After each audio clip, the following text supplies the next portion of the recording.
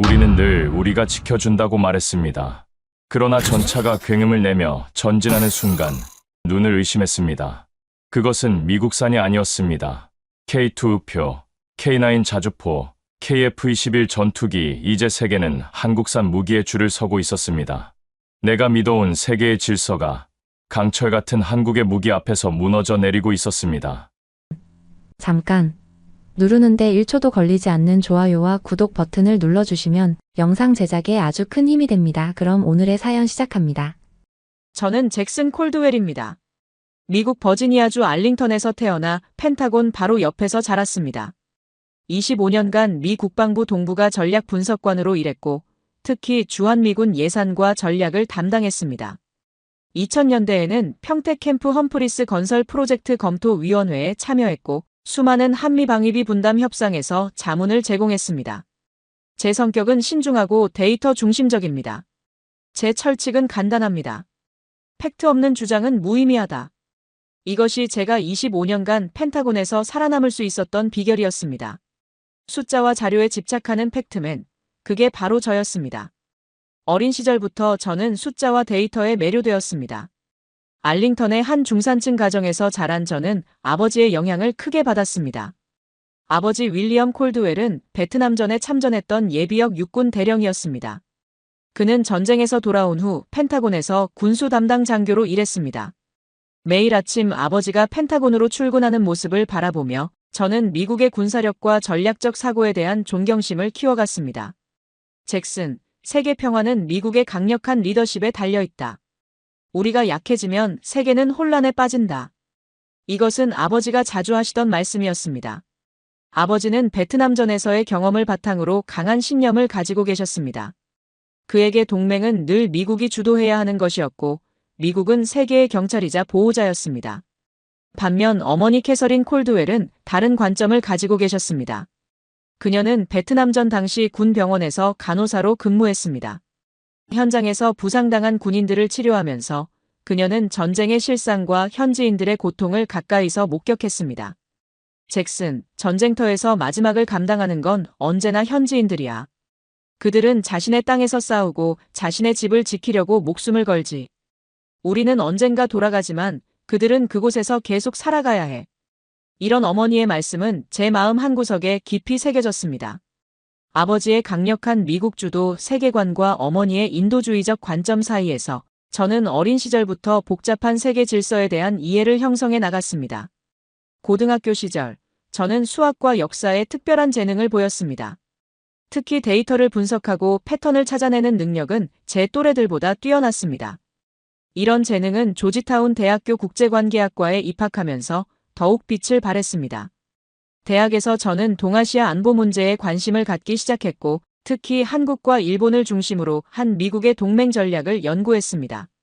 대학 시절 저는 한국인 유학생들과도 교류했습니다. 당시 만났던 김준호라는 한국 학생은 저에게 한국에 대한 첫 인상을 심어주었습니다. 그는 서울대학교에서 교환학생으로 와 있었고 국제정치를 전공하고 있었습니다.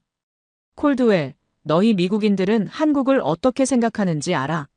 대부분은 한국 전쟁과 MASH 드라마, 그리고 김치 정도만 떠올리더라고. 김준호의 이 말에 저는 약간 당황했습니다. 솔직히 말해 당시 저도 한국에 대해 깊이 알지 못했습니다. 1980년대 초반 대학생이었던 제게 한국은 여전히 가난한 개발도상국이라는 이미지가 강했습니다. 한국은 이제 달라지고 있어. 우리는 민주화를 이루었고 경제도 빠르게 성장하고 있어. 88 올림픽을 보면 알게 될 거야. 그의 말은 당시에는 그저 자국에 대한 자부심으로 들렸습니다. 하지만 지금 돌이켜보면 그것은 미래에 대한 정확한 예측이었습니다. 대학 시절의 일화 중 가장 기억에 남는 것은 한 토론 수업에서의 사건이었습니다. 주제는 미국의 동아시아 동맹 전략이었고 저는 한국은 미국의 지속적인 보호가 필요하다는 입장을 맡았습니다. 반대 입장은 다른 미국 학생이 맡았는데 흥미롭게도 그는 한국계 미국인이었습니다. 한국은 더 이상 국어라는 약소국이 아닙니다. 한국은 세계 12위의 경제대국이며 자체 방위 능력을 갖추고 있습니다. 미국이 필요한 것은 보호자가 아닌 파트너로서의 한국입니다. 그의 말에 저는 반박했습니다. 경제력이 곧 군사력을 의미하지는 않습니다. 한국은 북한의 대규모 재래식 전력과 핵 위협에 직면해 있습니다. 미국의 해구산과 주한미군 없이는 한국은 심각한 안보 위협에 노출될 것입니다. 토론은 치열했고 결국 교수와 학생들의 평가에서 제가 승리했습니다. 하지만 그 한국계 학생의 말은 제 마음에 작은 씨앗을 심었습니다. 그것은 제가 평생 갖게 될 의문이 시작이었습니다.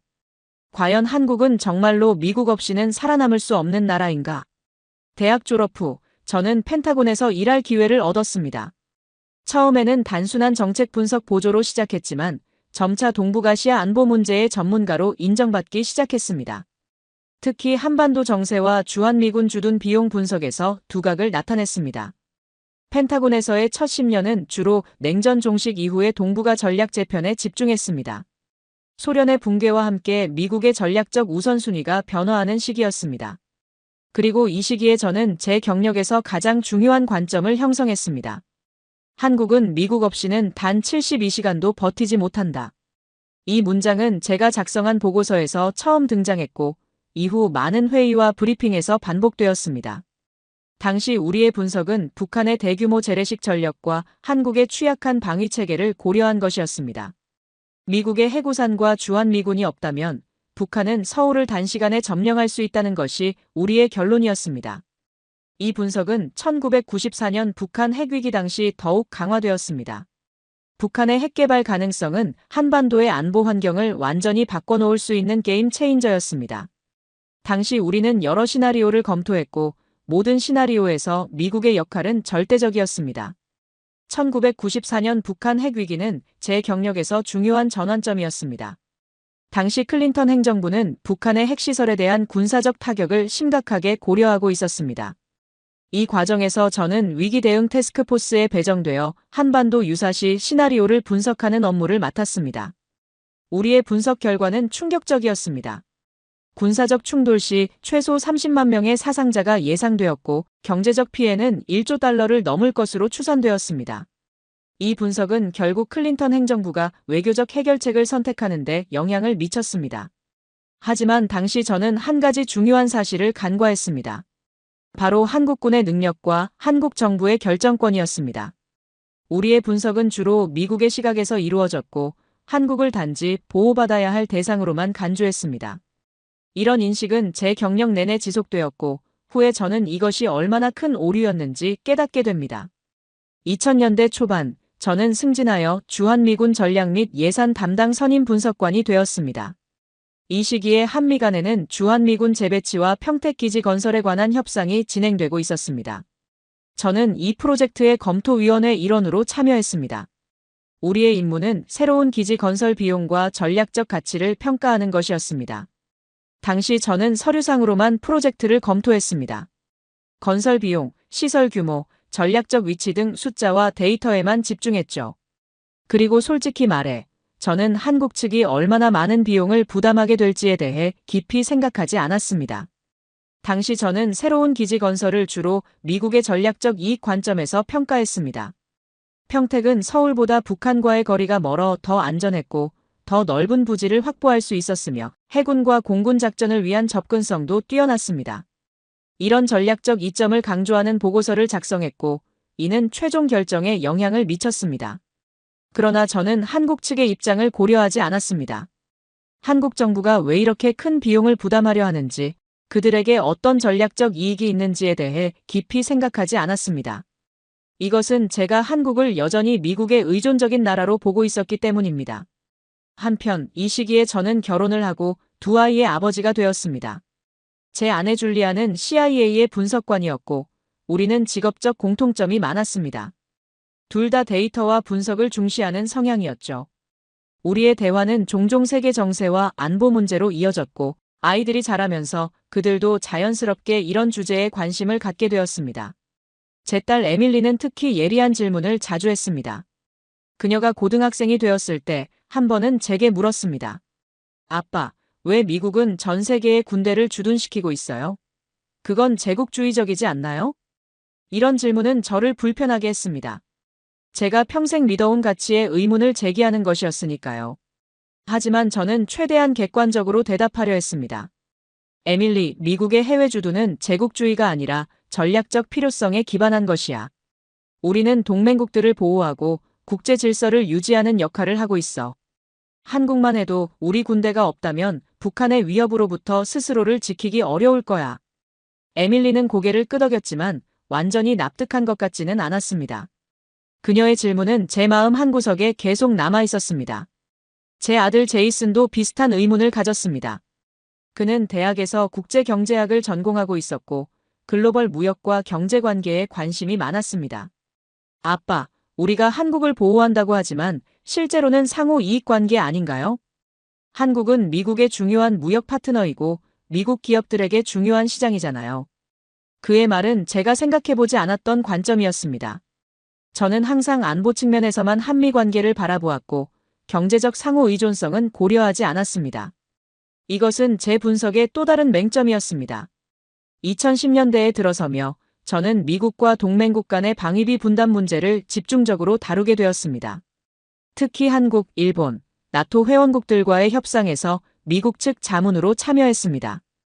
이 과정에서 저는 한국이 얼마나 많은 비용을 부담하고 있는지 더 자세히 알게 되었습니다. 특히 2014년 방위비 분담 특별협정 협상은 제게 큰 인상을 남겼습니다. 당시 미국은 한국에 더 많은 부담을 요구했고 협상은 매우 치열했습니다. 저는 미국 측 논리를 뒷받침하는 데이터를 제공하는 역할을 맡았습니다. 그러나 협상 과정에서 한국 측이 제시한 자료는 제게 충격을 주었습니다. 한국은 이미 GDP 대비 방위비 지출 비율이 나토 회원국 대부분보다 높았고 주한미군 주둔 비용의 상당 부분을 부담하고 있었습니다. 또한 미국 무기 구매에도 막대한 금액을 지출하고 있었습니다. 이 자료를 검토하면서 저는 처음으로 한미동맹이 일방적인 관계가 아닐 수 있다는 생각을 하게 되었습니다. 하지만 그 시기에도 저는 여전히 기존의 관점을 고수했습니다. 미국은 한국을 포함한 동맹국들에게 안보를 제공하고 그들은 그에 대한 대가를 지불하는 관계라고 생각했습니다. 이것은 공정한 거래라고 믿었죠. 이 시기에 저는 또 다른 중요한 경험을 했습니다. 2015년 저는 한국국방연구원에서 주최한 학술회의에 초청받아 서울을 처음 방문했습니다. 이 방문은 제게 한국에 대한 첫 직접적인 인상을 남겼습니다. 서울에 도착하자마자 저는 놀라움을 감출 수 없었습니다. 저는 어떤 의미에서는 여전히 1980년대의 한국을 상상하고 있었습니다. 개발도상국의 수도, 군사 독재의 흔적이 남아있는 도시를 기대했던 것 같습니다. 하지만 제 눈앞에 펼쳐진 서울은 완전히 다른 모습이었습니다. 최첨단 고층 빌딩들, 효율적인 대중교통 시스템, 어디서나 볼 수 있는 최신 기술. 서울은 뉴욕이나 도쿄와 비교해도 전혀 뒤지지 않는 현대적인 대도시였습니다. 특히 인상적이었던 것은 인터넷 속도였습니다. 제 호텔의 와이파이는 워싱턴 DC의 집에서 사용하는 것보다 몇 배 빨랐습니다. 학술 회의에서 저는 한국의 군사 전문가들과 교류할 기회가 있었습니다. 그들의 전문성과 분석 능력은 제 예상을 훨씬 뛰어넘었습니다. 특히 한 젊은 연구원의 발표가 인상적이었습니다. 그는 북한의 핵 위협에 대응하기 위한 한국의 자체 미사일 방어 시스템 개발에 대해 설명했습니다. 우리는 미국의 사드 시스템을 도입하는 동시에 한국형 미사일 방어 체계인 LSAM을 개발하고 있습니다. 이는 한국의 안보 자주성을 강화하고 미국과의 상호 운용성을 높이는 이중 전략입니다. 이 발표는 제게 한국이 단순히 미국의 보호에 의존하는 것이 아니라 자체 방위 능력을 강화하기 위해 노력하고 있다는 것을 보여주었습니다. 하지만 그때 저는 여전히 이를 미국 주도의 동맹체제 내에서의 보완적 노력으로만 인식했습니다. 방문 기간 중 저는 국방부 관계자들과도 만남을 가졌습니다. 한 고위 관리는 저에게 흥미로운 질문을 던졌습니다. 콜드웰 박사님, 미국에서는 한국을 어떻게 인식하고 있습니까? 여전히 보호받아야 할 약소국으로 보나요? 아니면 대등한 파트너로 보나요? 이 질문은 저를 당황하게 했습니다. 솔직히 말해, 저는 여전히 한국을 미국의 보호가 필요한 나라로 보고 있었습니다. 하지만 그런 생각을 직접적으로 표현하는 것은 외교적으로 적절하지 않았습니다. 미국은 한국을 중요한 동맹국으로 인식하고 있습니다. 물론 북한의 위협이 존재하는 한 미국의 안보 지원은 계속될 것입니다. 하지만 한국의 경제적, 기술적 발전은 미국 내에서도 높이 평가받고 있습니다. 제 대답은 외교적이었지만 그는 제 진짜 생각을 꿰뚫어 본 것 같았습니다. 그는 미소를 지으며 말했습니다. 언젠가 미국인들은 한국에 대한 인식을 바꿔야 할 것입니다. 우리는 더 이상 1950년대의 약소국이 아닙니다. 우리는 세계 10위권의 경제대국이자 첨단 기술 강국입니다. 미국에게 한국은 부담이 아니라 자산입니다. 그의 말은 제게 깊은 인상을 남겼지만 그때는 아직 제 고정관념을 바꾸기에 충분하지 않았습니다. 서울 방문을 마치고 미국으로 돌아온 후 저는 한국에 대한 보고서를 작성했습니다. 그 보고서에서 저는 한국의 발전상을 인정하면서도 여전히 한국은 미국의 안보 우산 없이는 북한의 위협에 취약하다는 결론을 내렸습니다. 이것은 제가 25년간 믿어온 신념이었고 쉽게 바꿀 수 없는 것이었습니다. 2020년 25년간의 펜타곤 경력을 마치고 퇴직한 저는 워싱턴에서 안보 전문 유튜브 채널을 시작했습니다. 유튜브 채널 외에도 저는 자문회사를 설립하여 정부기관과 민간, 기업들에게 국방 및 안보 관련 자문을 제공했습니다. 또한 대학에서 객원 교수로 강의도 했습니다. 제 채널에서 가장 인기 있었던 주제 중 하나는 한미동맹이었습니다. 저는 정기적으로 한반도 정세와 미국에 대한 정책에 대한 분석을 제공했습니다. 그리고 그 과정에서 저는 항상 같은 메시지를 전달했습니다. 한국은 미국 없이는 단 72시간도 버티지 못합니다. 이 말을 할 때마다 청중들은 고개를 끄덕였습니다. 그것은 워싱턴의 안보 커뮤니티에서 널리 받아들여지는 견해였으니까요. 하지만 제 머릿속에는 주한미군이 빠지면 끝장이라는 단순한 그림만 있었습니다. 그게 제가 알던 세상의 전부였습니다. 그러던 어느 날, 저는 평소처럼 국방부 데이터베이스에서 자료를 검토하고 있었습니다. 퇴직 후에도 저는 정부 자문 역할을 통해 일부 데이터베이스에 접근할 수 있었습니다. 한미동맹에 관한 최신 분석 보고서를 살펴보고 있던 중, 갑자기 한 문장이 제 눈에 들어왔습니다. 만약 미군이 철수할 경우, 타격은 한국보다 미국이 더 클 수 있다. 이 문장은 보고서의 결론 부분에 작은 글씨로 적혀 있었습니다. 마치 누군가가 주목받지 않기를 바라며 삽입한 것 같았습니다. 처음에는 코웃음이 나왔습니다. 말도 안 되는 소리였으니까요. 미국은 세계 최강대국입니다. 어떻게 작은 나라 하나가 없어서 미국이 타격을 받는다는 말입니까? 하지만 마음 한구석이 흔들리기 시작했습니다. 이 문장이 신경 쓰였습니다. 자꾸 머릿속에서 맴돌았습니다. 말도 안 돼. 그런데 왜 저런 분석이 기록에 남아있지? 호기심이 생겼습니다. 누가 이런 분석을 했을까? 도대체 어떤 근거로? 저는 깊이 파고들기로 했습니다. 제 전문성을 의심받는 기분이었지만 사실 이것은 제 본능이었습니다. 데이터가 이상하면 파고드는 것, 그것이 제가 하는 일이니까요. 보고서를 자세히 살펴보니 작성자는 리차드 핸더슨이라는 사람이었습니다. 그는 제가 알던 젊은 분석가였습니다. 펜타곤에서 일할 때 몇 번 마주친 적이 있었고 그의 분석 능력은 인정했습니다. 하지만 그가 이런 대담한 결론을 내릴 줄은 몰랐습니다. 저는 리차드에게 연락을 취했습니다. 그는 제 전화에 약간 놀란 듯했지만 기꺼이 만남에 응했습니다. 워싱턴 DC의 한 조용한 카페에서 우리는 만났습니다. 리차드, 당신의 보고서에서 한 가지 흥미로운 점을 발견했네. 미군 철수 시 미국이 더 큰 타격을 입을 수 있다고 했는데 어떤 근거로 그런 결론을 내렸지? 리차드는 잠시 주위를 둘러본 후 낮은 목소리로 말했습니다. 콜드웰 박사님, 사실 그건 제 개인적인 분석이 아닙니다. 국방부 내부에서 진행된 비공개 연구 결과의 일부예요. 제가 보고서에 인용할 때는 주요 내용이라고 생각하지 않았습니다. 그래서 각주에 넣었죠. 비공개 연구라고? 어떤 연구인지 알 수 있을까? 리차드는 잠시 망설이더니 작은 메모지에 무언가를 적었습니다. 이건 연구 코드명입니다. 박사님은 아직 접근 권한이 있을 거예요. 한번 살펴보세요. 하지만 제 이름은 언급하지 말아주세요.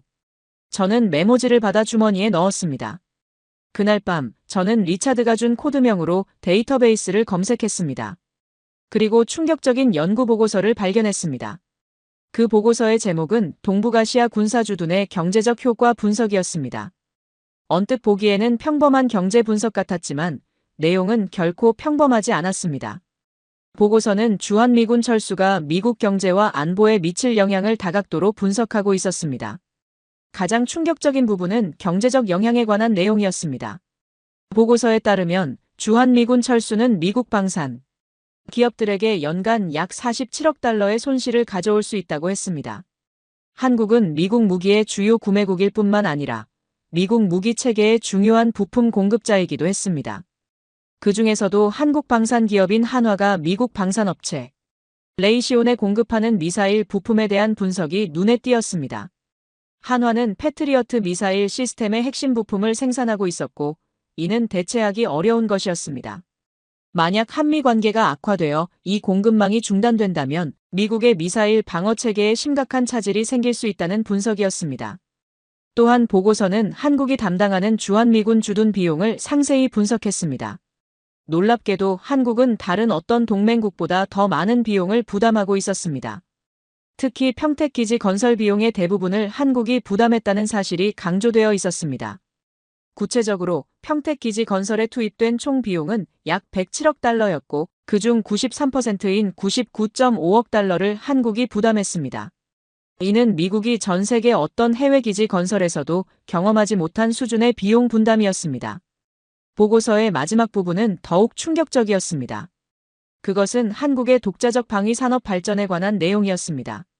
보고서는 한국이 이미 상당한 수준의 자체 방위 능력을 갖추고 있으며 특히 지상 무기 시스템에서는 세계적인 경쟁력을 갖추고 있다고 평가했습니다.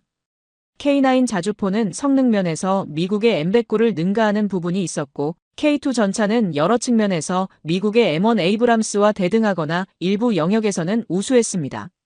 그리고 가장 주목할 만한 것은 한국이 개발 중인 KF-21 전투기였습니다. 이 전투기는 F-35의 약 70% 수준의 성능을 목표로 하고 있었지만 개발 비용은 F-35의 약 20%에 불과했습니다. 보고서는 다음과 같은 결론으로 마무리되었습니다. 한국은 더 이상 미국의 일방적인 보호가 필요한 약소국이 아니다. 오히려 미국의 인도태평양 전략과 글로벌 공급망에서 한국은 핵심적인 파트너이다. 주한미군 철수나 한미동맹 약화는 한국보다 미국에게 더 큰 전략적, 경제적 타격을 줄 가능성이 높다. 이 모든 정보를 접하면서 저는 혼란스러웠습니다. 제가 25년간 믿어왔던 관점이 흔들리기 시작했습니다. 혹시 내가 뭔가를 놓치고 있었던 것은 아닐까? 보고서를 읽은 후 저는 며칠 동안 깊은 고민에 빠졌습니다. 이 정보가 사실이라면 제가 그동안 공개적으로 주장해온 것들은 얼마나 타당했을까요? 25년간의 경력을 통해 형성된 제 관점이 잘못되었다면 저는 어떻게 해야 할까요? 이런 고민 속에서 저는 더 많은 정보를 찾기 시작했습니다. 한국의 방위산업에 관한 공개자료, 주한미군 관련 연구, 한미방위비 분담 협상 자료 등을 철저히 검토했습니다. 그리고 점점 더 많은 증거가 제 기존 관점에 의문을 제기했습니다. 그러던 중 저는 미국 의회 도서관에서 한 흥미로운 자료를 발견했습니다. 그것은 2019년 의회 청문회 기록으로 주제는 인도태평양 전략에서의 동맹국 역할이었습니다. 그 청문회에서 한 고위 국방부 관리의 증언이 눈에 띄었습니다. 한국은 단순한 안보 수혜국이 아닙니다. 그들은 지역 안보에 중요한 기여를 하고 있으며 미국의 전략적 입지를 강화하는 핵심 파트너입니다. 특히 한국의 방위산업은 미국과의 상호운용성을 높이고 영내 동맹국들의 방위력 강화에 기여하고 있습니다. 이 증언은 제가 본 비공개 보고서의 내용과 일치했습니다. 그리고 더 많은 자료를 검토할수록 저는 한미 관계가 제가 생각했던 것보다 훨씬 더 복잡하고 상호 의존적이라는 것을 깨달았습니다. 이런 정보들을 종합하면서 저는 점점 더 제 과거의 주장에 의문을 품게 되었습니다. 한국은 미국 없이는 단 72시간도 버티지 못한다는 말이 과연 현실을 정확히 반영하는 것일까요? 아니면 그것은 시대에 뒤떨어진 편견에 기반한 것일까요? 그리고 얼마 후 저는 한국을 방문할 기회가 생겼습니다. 정확히 말하면 평택 캠프 험프리스를 방문하게 되었습니다. 제가 2000년대에 검토위원회에 참여했던 그 기지입니다. 솔직히 말하면 당시에는 서류상으로만 검토했을 뿐 실제로 방문한 적은 없었습니다. 이번 방문은 한미안보 협력에 관한 학술 행사 참석차 이루어진 것이었습니다. 펜타곤을 떠난 후에도 저는 여전히 한미동맹 전문가로 인정받고 있었고 다양한 행사에 초청받곤 했습니다. 인천국제공항에 도착한 순간부터 저는 충격을 받았습니다. 제가 상상했던 한국의 모습과는 완전히 달랐습니다. 최첨단 시설을 갖춘 공항은 미국의 어느 공항보다도 현대적이고 효율적이었습니다. 서울로 가는 길에 본 도시 풍경 역시 마찬가지였습니다. 고층 빌딩들이 즐비한 스카이라인, 최첨단 인프라, 그리고 곳곳에서 느껴지는 역동적인 에너지. 특히 인상적이었던 것은 서울의 대중교통 시스템이었습니다. 지하철은 깨끗하고 정확했으며 어디서나 고속 인터넷에 접속할 수 있었습니다. 뉴욕이나 워싱턴 DC의 지하철과 비교하면 마치 다른 시대의 것 같았습니다. 이게 우리가 보호해야 할 약소국인가? 이 생각이 머릿속을 스쳐 지나갔습니다. 한국에 대한 제 기존 인식과 눈앞의 현실 사이에는 큰 괴리가 있었습니다. 다음 날, 저는 평택 캠프 험프리스로 향했습니다. 그곳에 도착하자마자 저는 또다시 충격에 빠졌습니다. 세계 최대 규모의 해외 미군 기지가 눈앞에 펼쳐졌습니다. 활주로, 학교, 병원, 쇼핑몰까지 갖춘 거대한 도시 그 자체였습니다. 기지의 규모도 놀라웠지만 더 놀라운 것은 시설의 품질이었습니다. 최첨단 의료 장비를 갖춘 병원, 현대적인 학교, 다양한 편의 시설. 이것은 제가 봐온 다른 해외 미군 기지와는 차원이 달랐습니다. 마치 미국 본토의 최고급 군사시설을 옮겨놓은 듯 했습니다. 그런데 더 놀라운 것은 제 안내를 맡은 한국인 가이드의 설명이었습니다. 총 건설비 16조 원, 그중 93%는 한국이 부담했습니다. 순간 머리가 멍해졌습니다. 16조 원이라면 약 140억 달러입니다. 그리고 그중 93%를 한국이 부담했다고요? 믿기지 않았습니다. 제가 알기로는 미국이 해외 기지를 건설할 때 상당 부분을 부담하는 것이 일반적이었습니다. 하지만 이곳은 달랐습니다. 우리가 주둔해주는 게 아니라 한국이 우리를 위해 집을 지어준 건가? 이 생각이 머릿속을 스쳐 지나갔습니다. 그동안 제가 생각했던 한미동맹의 구도가 흔들리기 시작했습니다.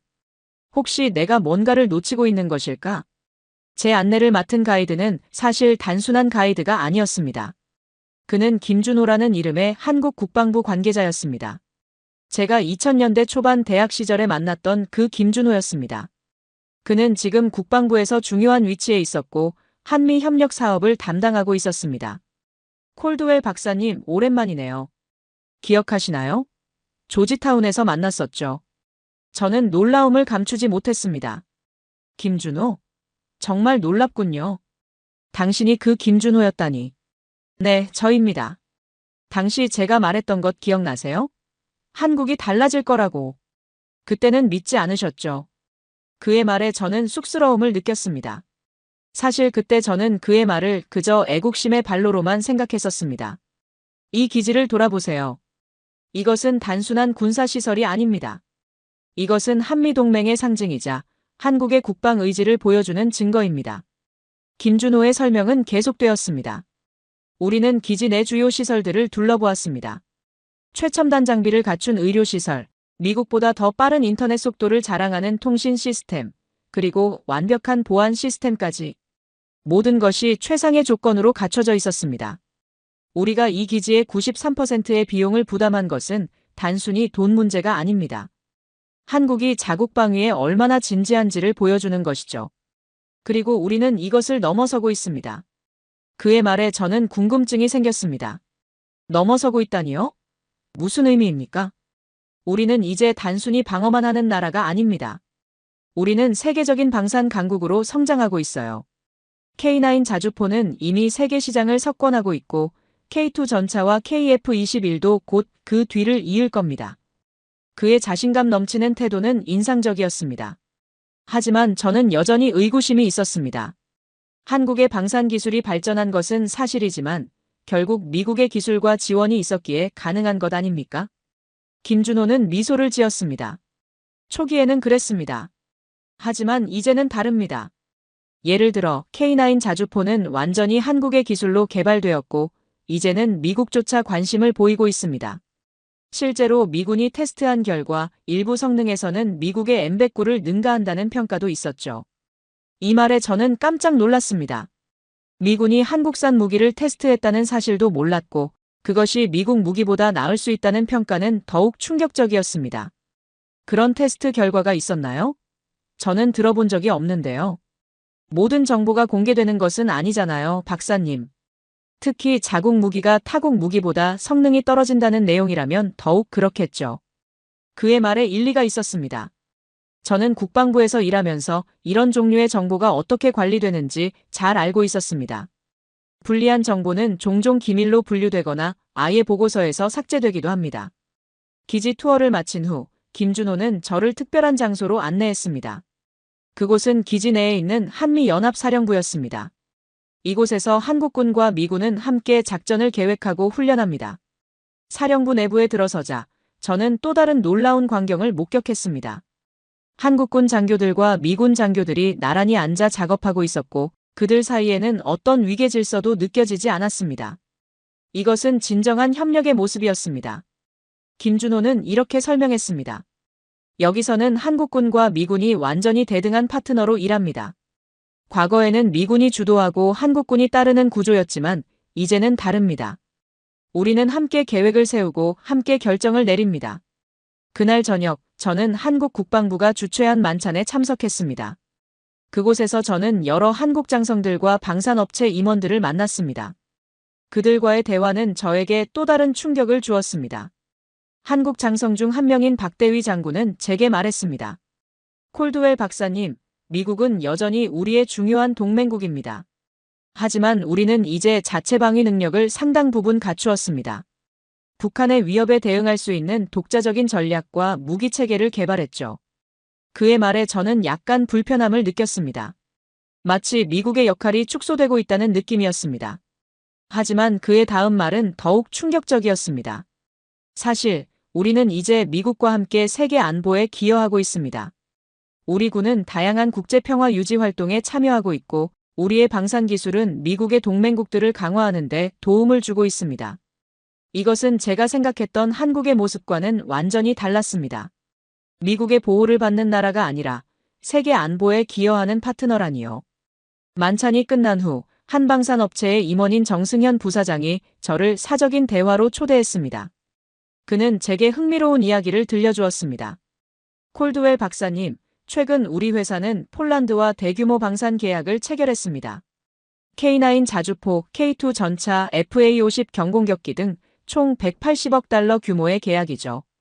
180억 달러라고요? 그건 정말 대규모 계약인데요. 네, 그렇습니다. 그런데 더 흥미로운 점은 폴란드가 원래 미국의 무기 시스템을 고려하고 있었다는 것입니다. 하지만 결국 우리 제품을 선택했죠. 왜 그랬을까요? 가격 경쟁력도 있었지만 더 중요한 것은 기술 이전이었습니다. 우리는 폴란드에 현지 생산 라인을 설치하고 핵심 기술을 이전하기로 했습니다. 미국은 그런 제안을 하지 않았죠. 이 이야기는 저에게 큰 충격을 주었습니다.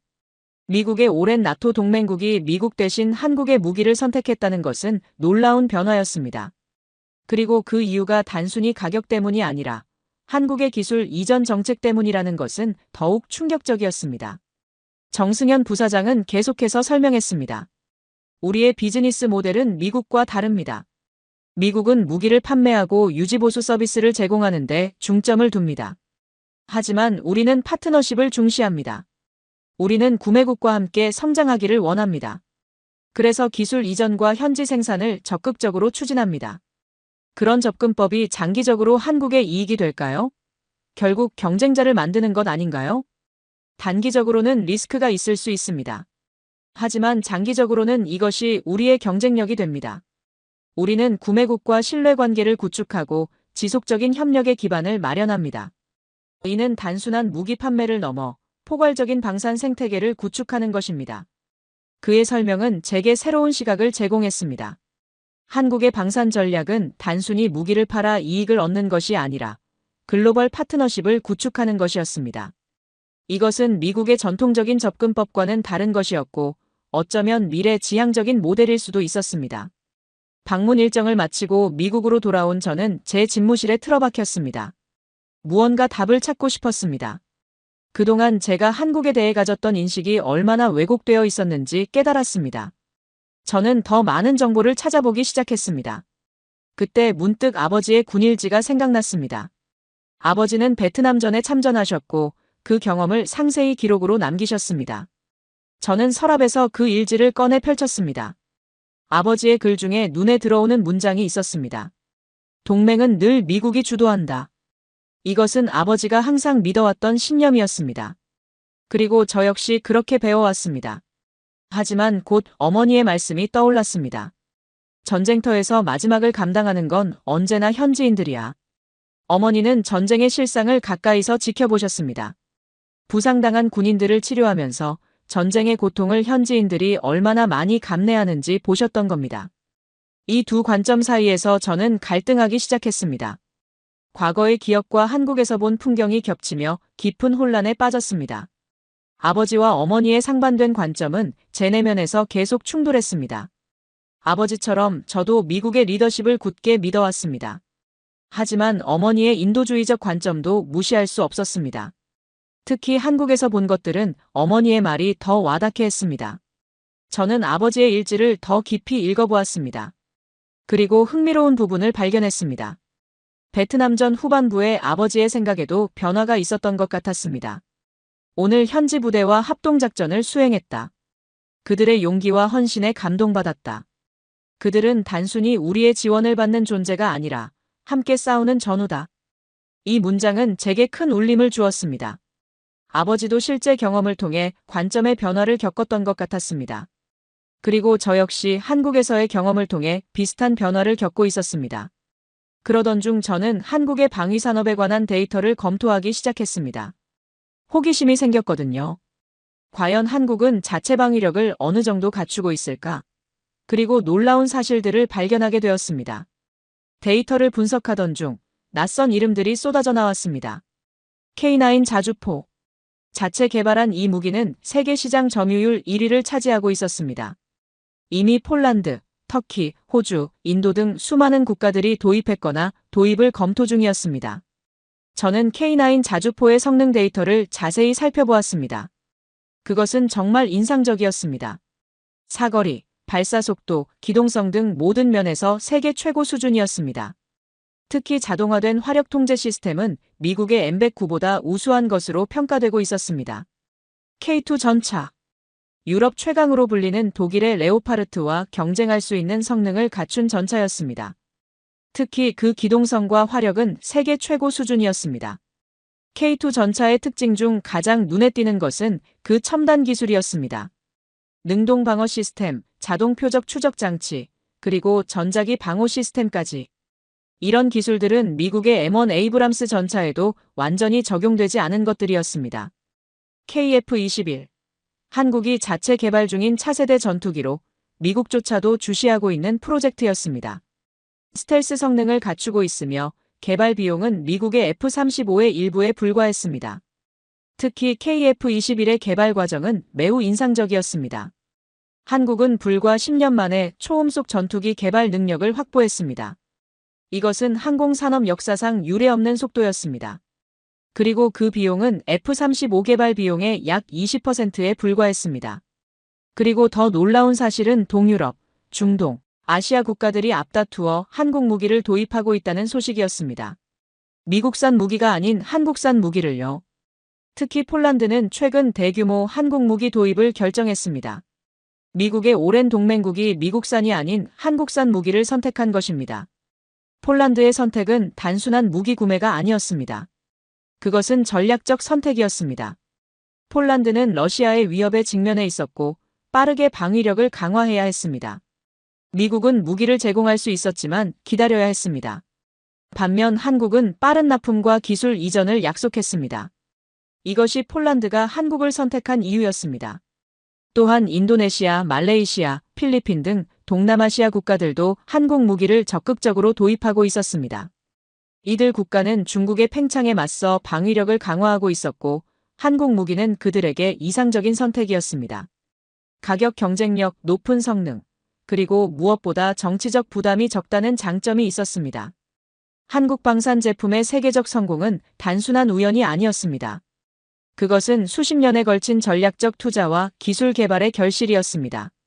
한국은 1970년대부터 국방과학기술 개발에 꾸준히 투자해왔고 2000년대 들어서는 방위산업을 국가 성장 동력으로 삼았습니다. 특히 놀라웠던 것은 한국의 방산 수출 전략이었습니다. 그들은 단순히 무기를 파는 것이 아니라 포괄적인 패키지를 제공했습니다. 무기 판매, 기술 이전, 현지 생산, 교육 훈련, 그리고 장기적인 유지 보수까지. 이것은 미국의 전통적인 방산 수출 모델과는 다른 것이었습니다.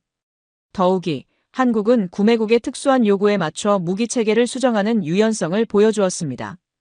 이것은 미국의 방산 기업들이 잘하지 않는 부분이었습니다. 미국은 종종 있는 그대로 사거나 말거나 시계 접근법을 취했습니다. 이런 상황을 보면서 저는 중얼거렸습니다. 우리가 그들에게 무기를 파는 게 아니라 이젠 우리가 사야 할지도 모르겠군. 이 생각은 저에게 불편했습니다. 25년간 저는 미국이 세계 최고의 방위 산업을 가지고 있다고 굳게 믿어왔습니다. 그런데 이제 한국이 그 시장을 잠식하고 있다니 믿기 힘든 현실이었습니다. 호기심은 더 커졌습니다. 저는 이번에는 미국 의회 회의록을 검토하기 시작했습니다. 주한미군에 관한 최근의 논의들을 살펴보고 싶었거든요. 저는 워싱턴에 있는 의회 도서관을 방문하여 관련 자료를 요청했습니다. 의회 도서관에서 저는 여러 시간을 보냈습니다. 주한미군과 한미동맹에 관한 최근의 청문회 기록, 법안, 토론 내용 등을 꼼꼼히 살펴보았습니다. 그리고 또다시 충격적인 문장을 발견했습니다. 주한미군 병력은 28,500명 이하로 감축할 수 없다. 이것은 법안의 일부였습니다. 미국 의회가 법으로 주한미군 감축을 금지한 것입니다. 그것도 최소 인원을 명시하면서요. 이것은 매우 이례적인 일이었습니다. 보통 해외 주둔 미군의 규모는 행정부의 재량에 맡겨지는데 의회가 특별히 법으로 정한 것은 드문 일이었습니다. 더 놀라운 것은 이 법안을 지지하는 의원들의 발언이었습니다. 한 의원은 이렇게 말했습니다. 한국 없이는 인도태평양 전략이 무너집니다. 또 다른 의원은 이렇게 말했습니다. 주한미군은 단순한 방어 목적이 아닙니다. 그것은 동북아시아 전체에 대한 미국의 영향력을 유지하는 핵심입니다. 이런 발언들을 읽으면서 저는 그 순간 깨달았습니다. 우리가 떠날 수 없는 이유는 바로 한국이다. 이것은 충격적인 깨달음이었습니다. 그동안 저는 한국이 미국을 필요로 한다고만 생각했습니다. 하지만 실상은 미국도 한국을 필요로 하고 있었던 것입니다. 아니, 어쩌면 더 많이 필요로 하고 있을지도 모릅니다. 의회 자료를 더 깊이 파고들면서 저는 흥미로운 보고서를 발견했습니다. 그것은 국방부가 의회에 제출한 인도태평양 전략 실행 계획이었습니다. 이 보고서에는 한국의 역할이 매우 중요하게 다뤄지고 있었습니다. 보고서는 한국을 인도태평양 전략의 북동아시아 앵커 북동아시아 정박지로 표현하고 있었습니다. 또한 한국의 방위산업이 지역 동맹국들의 방위력 강화에 중요한 기여를 하고 있다고 평가했습니다.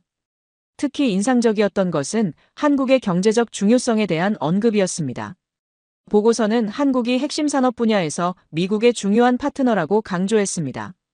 반도체, 배터리, 자동차, 조선 등 다양한 분야에서 한국은 미국과 긴밀히 협력하고 있었고, 이는 미국 경제에 매우 중요한 요소였습니다. 이 모든 정보를 종합하면서 저는 점점 더 확신을 가지게 되었습니다.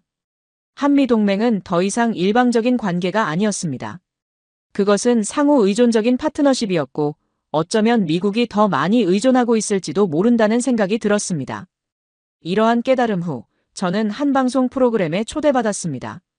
저의 채널이 인기를 얻으면서 주요 방송사에서도 종종 저를 초청했거든요.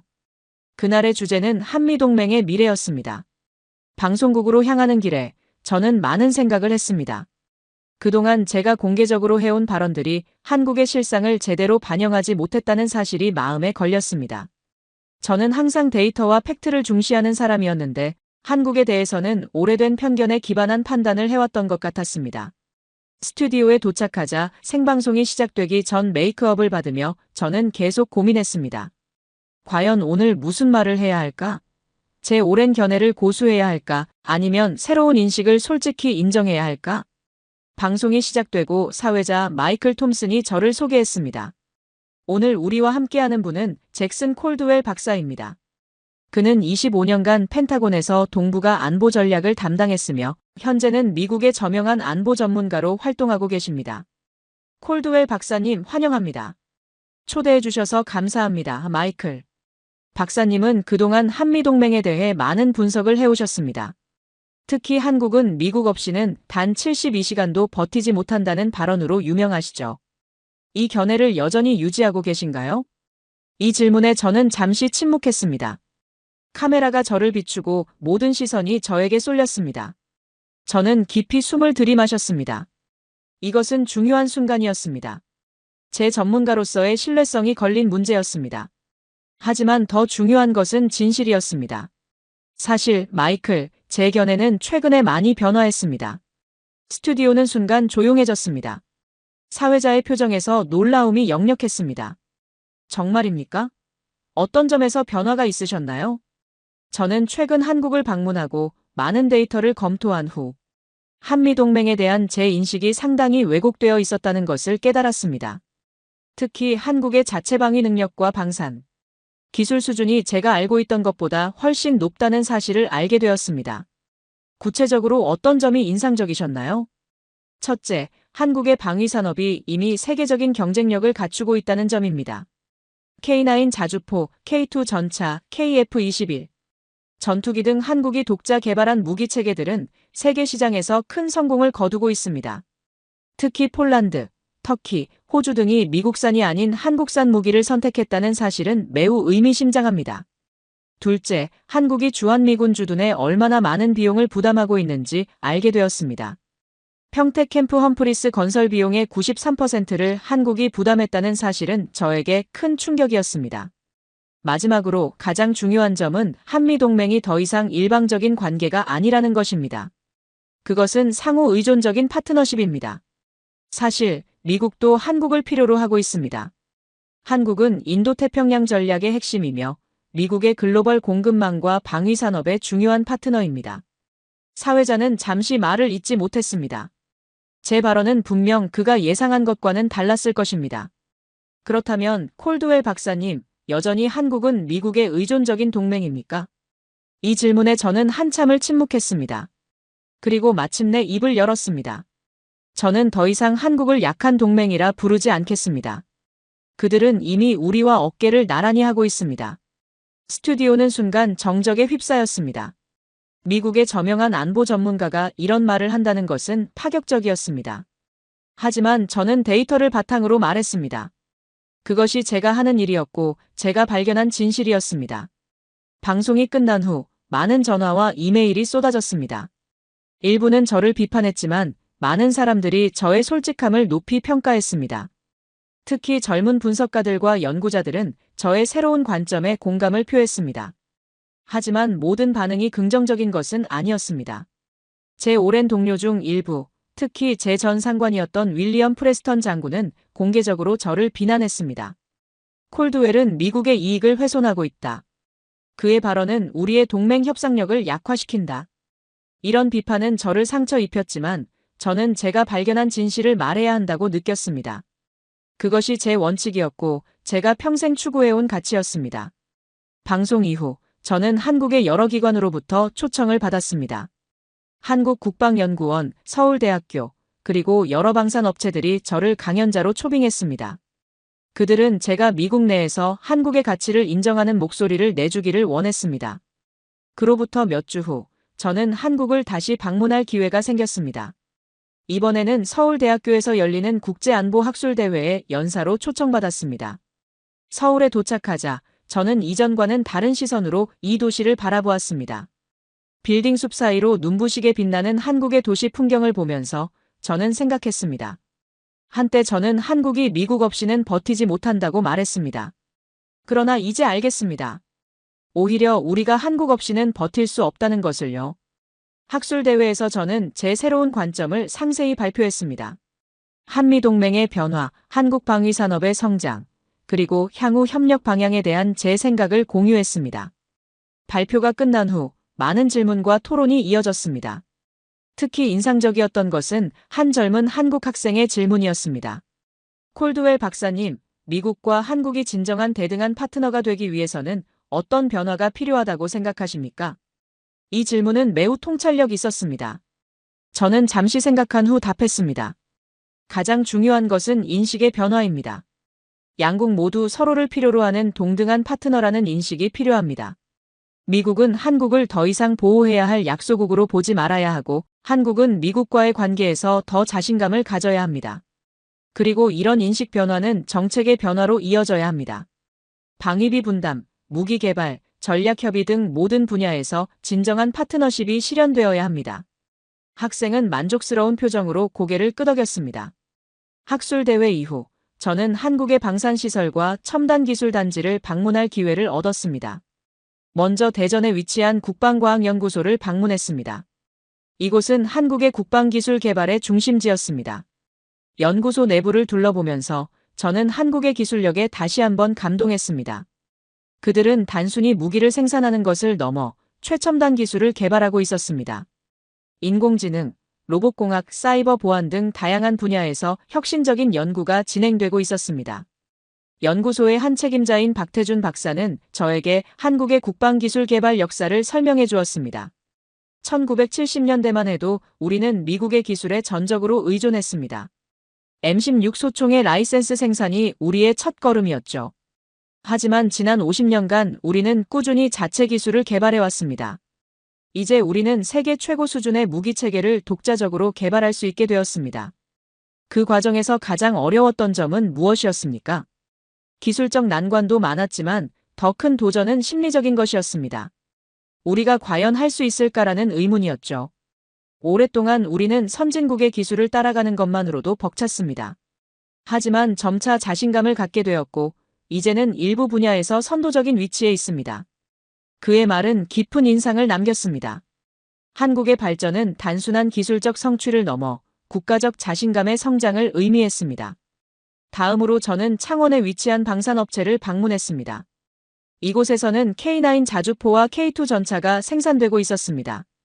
공장 내부는 최첨단 자동화 시스템으로 운영되고 있었고, 생산 효율성은 미국의 어떤 방산업체와 비교해도 뒤지지 않았습니다. 공장 투어를 마친 후 저는 폴란드로 수출될 K9 자주포들을 보았습니다. 길게 늘어선 자주포들은 강력한 인상을 주었습니다. 그리고 그 옆에는 K2 전차들도 있었습니다. 이 무기들은 곧 유럽으로 향할 예정이었고, 폴란드의 방위력 강화에 중요한 역할을 할 것이었습니다. 공장 책임자인 이민재 부사장은 자랑스럽게 말했습니다. 우리의 목표는 단순히 무기를 파는 것이 아닙니다. 우리는 동맹국들과 함께 성장하기를 원합니다. 그래서 우리는 기술 이전과 현지 생산을 포함한 패키지를 제공합니다. 이것이 우리가 세계 시장에서 성공하는 비결입니다. 그의 말은 제가 이전에 들었던 정승현 부사장의 말과 일치했습니다. 한국의 방산 전략은 단순한 판매를 넘어 협력과 공동 성장을 지향하고 있었습니다. 마지막으로 저는 경기도 성남에 위치한 한국항공우주산업을 방문했습니다. 이곳에서는 KF-21 전투기가 개발되고 있었습니다. 최첨단 설비와 우수한 인력, 그리고 철저한 품질 관리 시스템이 인상적이었습니다. KF-21 프로젝트 책임자인 김정훈 박사는 이 전투기의 의미를 설명했습니다. KF-21은 단순한 전투기가 아닙니다. 이것은 한국 항공산업의 미래입니다. 이 프로젝트를 통해 우리는 항공 우주 분야의 핵심 기술을 확보하고 미래 세대를 위한 기반을 마련하고 있습니다. 그의 말에서 저는 한국의 장기적인 비전을 느낄 수 있었습니다. 그들은 단순히 현재의 필요를 충족시키는 것이 아니라 미래를 준비하고 있었습니다. 방문 일정을 마치고 서울로 돌아오는 길에 저는 창밖으로 펼쳐진 한국의 풍경을 바라보았습니다. 고층 빌딩들이 즐비한 도시, 최첨단 기술로 가득 찬 공장들, 그리고 열심히 일하는 사람들. 이 모든 것들이 한국의 현재와 미래를 보여주고 있었습니다. 저는 호텔방에 돌아와 노트북을 열고 제가 본 것들을 정리하기 시작했습니다. 이것은 단순한 여행 기록이 아니라 제 관점의 근본적인 변화를 기록하는 것이었습니다. 저는 이 내용을 바탕으로 새로운 책을 쓰기로 결심했습니다. 제목은 변화하는 동맹 한미 관계의 새로운 패러다임으로 정했습니다. 책의 서론을 작성하면서 저는 제 마음속에 확고해진 신념을 글로 표현했습니다. 세계를 흔드는 건 이제 한국이다. 이것은 단순한 수사적 표현이 아니라 제가 직접 목격하고 경험한 현실이었습니다. 한국은 이제 세계 무대에서 중요한 역할을 하고 있었고 그 영향력은 계속 확대되고 있었습니다. 미국으로 돌아온 후 저는 더 많은 연구와 인터뷰를 통해 책을 완성했습니다. 출판 후 책은 워싱턴의 정책 커뮤니티에서 큰 반향을 일으켰습니다. 일부 비판도 있었지만 많은 사람들이 제 새로운 관점에 공감했고 한미동맹의 미래에 대한 토론이 활발해졌습니다. 특히 기쁘게도 제 책은 의회 국방위원회의 주목을 받았고 저는 청문회의 증인으로 초청받았습니다. 그곳에서 저는 한미동맹의 중요성과 상호 의존적 특성에 대해 강조했습니다. 그리고 미국이 한국을 진정한 파트너로 대우해야 한다고 주장했습니다. 청문회 이후 한 의원이 저에게 다가와 말했습니다. 콜드웰 박사님, 당신의 증언은 많은 사람들의 생각을 바꾸었습니다. 우리는 곧 한미 전략적 파트너십 강화법을 발의할 예정입니다. 당신의 조언이 큰 도움이 되었습니다. 이것은 제게 큰 보람을 주었습니다. 제 연구와 경험이 실제 정책 변화로 이어질 수 있다는 가능성이 열린 것이었습니다. 몇 개월 후, 저는 미국 국방부의 요청으로 한미방위산업협력 태스크포스의 자문위원으로 참여하게 되었습니다. 이 태스크포스의 목표는 양국 간 방위산업 협력을 강화하고 상호 보완적인 전략을 개발하는 것이었습니다. 첫 회의에서 국방부 차관보는 이렇게 말했습니다. 우리는 더 이상 한국을 단순한 구매자나 하청업체로 보지 않습니다. 그들은 우리의 동등한 파트너입니다. 우리는 함께 협력하여 더 나은 방위 체계를 개발하고 자유세계의 안보를 강화할 것입니다. 이 말을 들으면서 저는 제 노력이 헛되지 않았음을 느꼈습니다. 미국의 인식은 천천히지만 확실히 변화하고 있었습니다. 태스크포스 활동을 통해 저는 한국과 미국의 방위산업 협력이 얼마나 깊고 광범위한지 더 자세히 알게 되었습니다. 양국은 이미 많은 프로젝트에서 협력하고 있었고 그 범위는 계속 확대되고 있었습니다. 특히 인상적이었던 것은 한국 기업들이 미국 방위산업에 제공하는 부품과 기술의 중요성이었습니다. F-35 전투기, 패트리어트 미사일 시스템, 그리고 다양한 함정과 장갑 차량에 한국산 부품이 사용되고 있었습니다. 이것은 한국이 미국 국방 생태계의 중요한 일원이 되었음을 의미했습니다. 태스크포스 활동을 마무리하면서 우리는 한미 방위산업 협력 강화 로드맵을 작성했습니다. 이 로드맵은 향후 10년간 양국 간 협력 방향을 제시하는 중요한 문서였습니다. 특히 강조된 것은 공동 연구 개발, 상호 운용성 강화, 그리고 제3국 시장 공동 진출이었습니다. 로드맵 발표 후 국방부 장관은 이렇게 말했습니다. 이 로드맵은 한미동맹의 새로운 장을 열 것입니다. 우리는 함께 더 강해질 것이고 인도태평양 지역의 평화와 안정에 더 큰 기여를 할 것입니다. 이 모든 과정을 거치면서 저는 제 인생의 가장 중요한 교훈을 얻었습니다. 그것은 바로 변화를 두려워하지 말라는 것이었습니다. 25년간 저는 한 가지 관점을 고수해왔습니다. 하지만 새로운 증거와 경험 앞에서 저는 제 견해를 바꿀 용기를 가졌습니다. 그리고 그것이 제 인생에서 가장 보람있는 결정 중 하나가 되었습니다. 여러분, 제 이야기가 길었지만 이것은 단순한 개인적 깨달음의 이야기가 아닙니다. 이것은 세계 질서의 변화를 보여주는 중요한 신호입니다.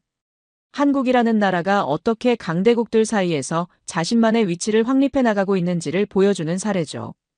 특히 주목할 점은 한국이 미국을 대체하려는 것이 아니라 함께 협력하면서도 자신만의 강점을 발휘하고 있다는 것입니다. 이것은 미래의 국제관계가 어떻게 발전해 나갈지를 보여주는 좋은 모델이 될 수 있습니다. 저는 이제 미국으로 돌아가 더 많은 사람들에게 이 사실을 알리려고 합니다. 물론 쉽지 않을 것입니다. 오랜 인식과 편견을 바꾸는 것은 언제나 어려운 일이니까요. 하지만 저는 데이터와 사실을 바탕으로 말할 것입니다. 그것이 제가 하는 일이고 제가 믿는 가치입니다. 여러분, 이 이야기를 통해 한 가지 분명한 메시지를 전하고 싶습니다. 한국은 이제 세계 무대에서 중요한 역할을 하고 있습니다. 그리고 미국을 포함한 많은 국가들이 한국과의 협력을 통해 더 강해질 수 있습니다. 이것은 경쟁이 아닌 상생의 관계, 의존이 아닌 상호 존중의 관계가 되어야 합니다. 이것이 제가 25년간의 경력을 통해 깨달은 가장 중요한 교훈입니다. 세계는 변화하고 있고 우리는 그 변화에 맞춰 우리의 인식도 변화시켜야 합니다. 오늘 이야기에 공감하셨다면 주변 사람들에게도 알려주세요. 한국의 진정한 가치와 잠재력에 대해서요. 그리고 함께 더 나은 미래를 위한 협력의 중요성에 대해서도요. 오늘의 이야기가 마음에 드셨다면 좋아요와 구독 부탁드립니다. 여러분의 댓글도 기다리고 있겠습니다. 다음에 더 좋은 이야기로 찾아뵙겠습니다.